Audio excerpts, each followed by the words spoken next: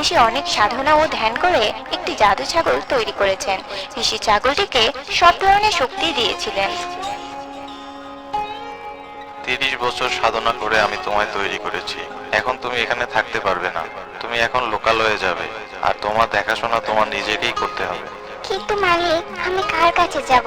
আর আপনি আমায় কেনই বা তৈরি করেছেন?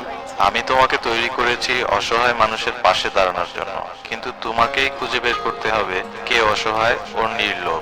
আর একটা কথা, তুমি যখন ইচ্ছা সাধারণ ছাগল হতে পারবে, আর যখন ইচ্ছা সোনার ছাগল হতে পারবে। আর একটা কথা শুনে রাখো, তুমি সবাইকেই সাহায্য করতে পারবে, কিন্তু যদি তুমি তা করো তবে আমার ধর্মের খেলাফত হবে। তাই তুমি সকলকে সাহায্য করতে পারবে না, কেবল তুমি তাকেই সাহায্য করতে পারবে যার মনে কোনো লোভ নেই। ঠিক আছে মালিক। এই বলে ছাগলটি চলে যায়। ছাগল হাঁটতে হাঁটতে গ্রামে চলে আসে। আমি কাকে সাহায্য করব? কোথায় থাকবো? এই বলে ছাগল পুরো গ্রাম ঘুরে বেড়ায়, কিন্তু তেমন কাউকেই পায় না। হঠাৎই ছাগল এক মোটা মতো লোককে দেখতে পায়। এ তো অনেক শক্তিশালী। যদি আমি এর সাথে থাকি তবে কেউ আমার কোনো ক্ষতি করতে পারবে না, আর আমি একে সাহায্য করতে পারবো। আর এ নিশ্চয়ই আমাকে ঠিকমতো খেতে দিবে। এই বলে ছাগল লোকটির কাছে যায়। লোকটি ছাগলকে দেখে, বাহ বাহ, এই ছাগল কই থেকে এলো? ভালোই হয়েছে, একে যদি আমি জবাই করে এর মাংস খাই তবে আমি আরো শক্তিশালী হব। এই কথা শুনে ছাগলটি পালাতে থাকে, আর লোকটিও ছাগলটির পেছনে ধাওয়া করতে শুরু করে। হে ভগবান, এ কার কাছে এসেছিলাম? এ তো আমাকেই মারতে যাচ্ছে। এই বলে ছাগলটি সেখান থেকে পালিয়ে যায়। আর পুরো গ্রাম ঘুরে হঠাৎ সে এক মোড়লকে দেখতে পায়। ওহো, এই মোড়ল তো অনেক ধন সম্পদের মালিক। মনে হচ্ছে যদি আমি এর কাছে থাকি তবে আমি জানতে পারবো গ্রামের কে কে অসহায় দরিদ্র মানুষ। আর যদি আমি একে সাহায্য করি তবে ইনিও আমায় নিশ্চয়ই সাহায্য করবে। ছাগল মোড়লের কাছে গেলে মোড়ল ছাগলকে খেতে দেয়। বাহ বাহ, এই ছাগল তো নিজে থেকেই আমার কাছে এসেছে। ভালোই হয়েছে, একে বিক্রি করে অনেক পয়সা পাওয়া যাবে। মনে হয় এই মোড়ল অনেক ভালো মানুষ। আমাকে খাবার দিল, একে আমার সাহায্য করা উচিত। এই বলে ছাগল সেখানে সোনার গোবর দেয়। সোনার গোবর দেখে মোড়লের চোখ লোভে চকচক করতে থাকে। মনে হয় এই কোনো জাদুই ছাগল। সোনার গোবর দিল, না জানি এর পেটের ভিতরে আরো কত সোনা আছে। এর সবকিছুই আমার চাই।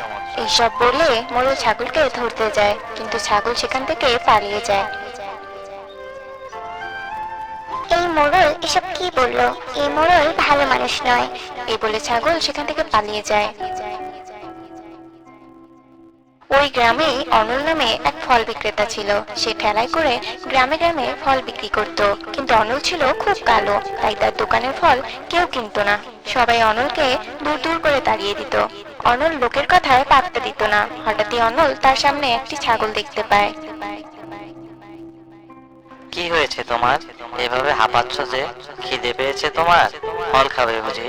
অনলের কথা শুনে ছাগল অনেক অবাক হয়ে যায়। এই গ্রামের সকলেই আমাকে খেতে চাইতো, আমায় বিক্রি করতে চাইতো, কিন্তু তুমি আমায় সেসব না বলে আমার কি লাগবে সেটা বললে। আমি তোমার সাথে কিছুদিন থাকতে চাই। তোমার যতদিন ইচ্ছা তুমি আমার সাথে থাকতে পারো। আর তাছাড়া আমার এই দুনিয়াতে কেউ নেই। তুমি আমার সাথে থাকলে আমার ভালোই লাগবে।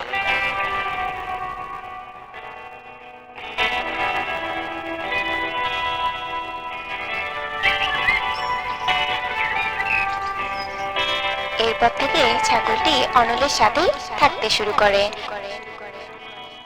অনল ঠিকমতো ছাগলটির যত্ন নিতে থাকে, তার খেয়াল রাখে। একদিন অনলের ফলের গাড়িতে হঠাৎই মোড়ল ছাগলটিকে দেখতে পায়। এই তো সেই ছাগল, একে আমার যে করেই হোক চাই। এরপর মোড়ল অনলের কাছে যায়। এই ছাগল আমাকে দিয়ে দে। না বাবু, আমি এই ছাগল আপনাকে দিতে পারবো না। আমি এর জন্য তোকে অনেক টাকা দিব। বাবু, আমার টাকা চাই না। এই ছাগল আমার অনেক বড় বন্ধু, তাই আমি একে আপনাকে দিতে পারবো না। ও, এই কথা। দাঁড়া, তোকে দেখাচ্ছি মজা। এই বলে মোড়ল চলে যায়।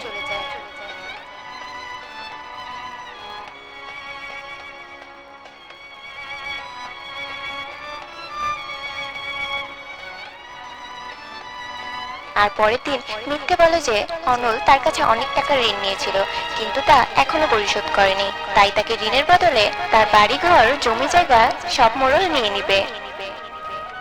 এখনো সময় আছে, তুই আমায় ওই ছাগল দিয়ে দে, না হলে আমি তোর সব জমি জায়গা দখল করব।